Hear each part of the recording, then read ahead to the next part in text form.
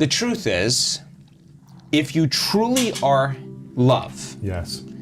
then you will be challenged always to a greater level of love. And I have had enough mystical experiences where I thought, you just can't have any more love than this. Really? Until I've had another experience and I'm like, wow, there's even more, right? So when in love, in a loving relationship, I have 3 children and I only want the best for them. That's it. So if you truly love someone and you want the best for them and they need to go, you gotta love them. Yeah. Just as long as it's they got that kind of clear agreement with each other, like, I'm gonna go.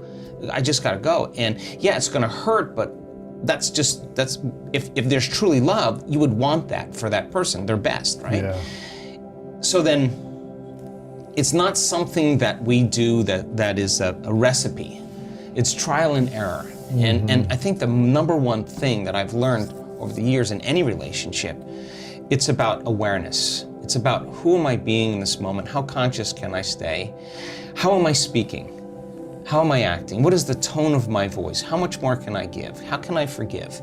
If I'm having problems forgiving somebody, I would think about something that I may have done in my life that I would want forgiveness for, and I would think about how I want to be forgiven, and I would forgive that person in the same way that I would be forgiving myself. And in a sense, I am forgiving myself, right? So we have to see it as this illusion of separation, this illusion of three-dimensional reality. This is the plane where we demonstrate love. I mean, we came from source, we came from singularity, we came from pure love, and down into density, fooled by our senses into separation. Wow. And the survival hormones create more separation. They arouse us to put more attention on the illusion, on the objects, the hologram of three-dimensional reality, and we move further away from love. So fear is not the opposite of love, it's the separation from it. Anger is not the opposite of love, it's the separation from love. Pain, suffering is not the opposite of love, it's the separation from love. So then, as people heal into wholeness by learning how to create coherence in their brain and heart, the side effect of that, a lot of times, are dramatic changes in their health, and then more importantly, from that place, they could have been sexually abused, emotionally abused, physically abused. They will look at their entire past from that place and not want to change anything in their past because it brought them to that moment. And they'll see the lessons and they'll have compassion and forgiveness because they're at a different consciousness. Only when you're unhappy with yourself, unhappy with your life, are you going to dig up the past and find the reason why you are that way. And 50% of that story isn't even the truth. You embellish the story to make it sound so hard that nobody can change. Well, I can't change. It was way too hard. And the research on memory is, majority of time people are telling a story that isn't even the truth. To me, they're reliving a miserable life they didn't even have, only to reaffirm their emotional state. So you catch yourself in the midstream. You know, you catch yourself talking and feeling that. You catch yourself, that's a victory. To me, that's a victory. Right. It's because you're going to be in reaction. Of course. We're going to have feelings and emotions. But you asked me, so I react. Yeah, every day. Right. But I get better at it. And I always say, okay, if I was in that same circumstance with that same person, I got the same or similar news, how would Joe Dispenza show up more evolved? If I don't know the answer to that, I'm going to find someone who had a similar experience. I'm going to read what they did, and I'm going to rehearse that. I'm going to rehearse it in my mind so much so that I'm priming my brain for the experience. Now I want it to happen so that I could, it's not about being right, it's not about being any of those, it's really about my evolution. So then that victory to me creates more wholeness. Yeah. And so that more wholeness means I'm less lack in separation. If I'm less lack in separation, then I'm relaxed in the present moment. And that's the beauty of being alive, is that we want the moment to last. We want to be so present. It's so good.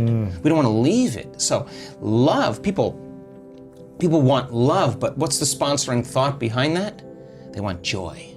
That love brings them joy. People want abundance, but they don't really want abundance. They want freedom.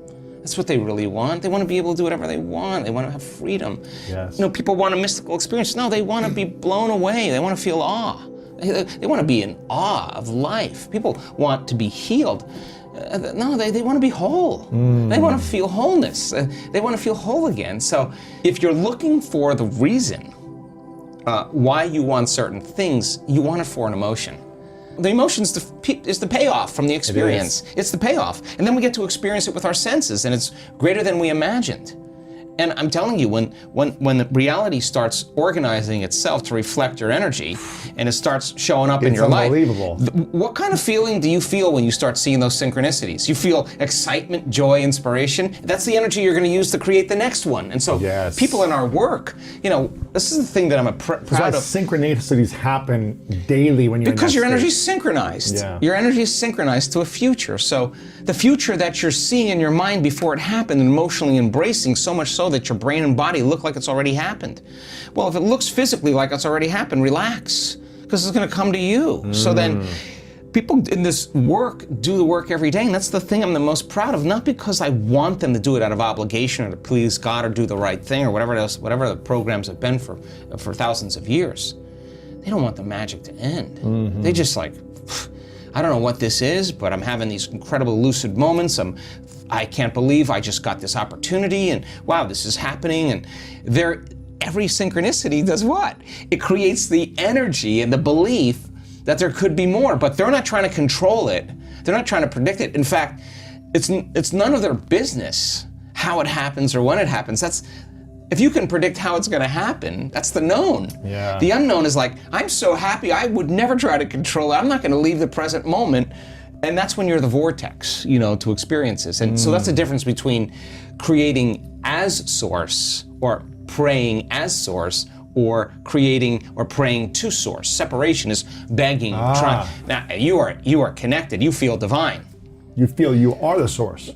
You are connected to source. Yes. And so this place is the bridge to that. Once it's here, then there are emotions and energies and frequencies that are just ineffable. That you can't describe how much love that is, or the feeling that you feel. Do emotions create thoughts, or do thoughts create emotions? Both. So think about this. Some people wake up in the morning. Your brain is a record of the past. Yeah. The first thing they do is they think about their problems. Those problems are memories that are etched in the brain that are connected to certain people, certain objects, certain things at a certain time and place. The moment they wake up in the morning and they think about their problems, they're thinking in the past. If you believe that your thoughts have something to do with your destiny, well, you're already in your past. Every one of those problems, since we've experienced it, has an emotion associated with it. So then all of a sudden, they start feeling unhappy. The moment they feel unhappy, now the body's in the past, because thoughts are the language of the brain and feelings are the language of the body. So now that once they go, say that one more time. Thoughts are the language of the brain, feelings are the language of the body. So the moment they start feeling those feelings, now their body's in the past. So now they get back and they started off with a clean slate, they didn't feel anything, and then they're like, I'm back to feeling unhappy, okay, I'm back to myself again.